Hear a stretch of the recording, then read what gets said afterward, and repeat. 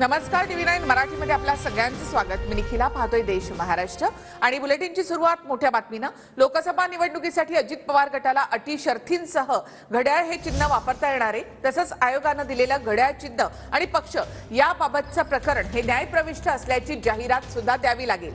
तर शरद पवारांना तुतारी हे चिन्ह लोकसभा आणि विधानसभेसाठी वापरता येणार आहे। लोकसभा निवडणुकीसाठी अजित पवार गटाला अटी शर्थींसह घड्याळ चिन्ह वापरता येणार। निवडणूक आयोगानं दिलेलं घड्याळ हे चिन्ह आणि राष्ट्रवादी हे पक्ष नाव याबाबतचं प्रकरण न्यायप्रविष्ट आहे, अशी जाहिरात अजित पवार गटानं इंग्रजी, हिंदी आणि मराठी माध्यमांमध्ये द्यावी। घड्याळ आणि पक्षाच्या नावाचं प्रकरण न्यायप्रविष्ट असल्याचं प्रचाराच्या सर्व जाहिरातींमध्ये नमूद करावं, असे आदेश सुप्रीम कोर्टानं दिलेत। घड्याळ चिन्हामुळे मतदारांच्या मनात संभ्रम निर्माण होऊ शकतो, त्यामुळे अजित पवार गटानं दुसऱ्या चिन्हाचा वापर करावा, अशी मागणी शरद पवार गटाची होती। युक्तिवादानंतर सुप्रीम कोर्टानं राष्ट्रवादीचं नाव आणि चिन्हाबाबत अजित पवार गटाला हे आदेश दिले।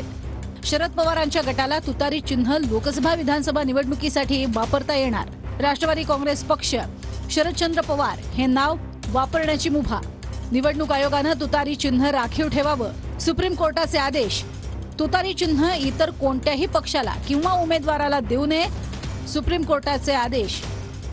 आमचं तुतारी सिंबल कन्फर्म केलं।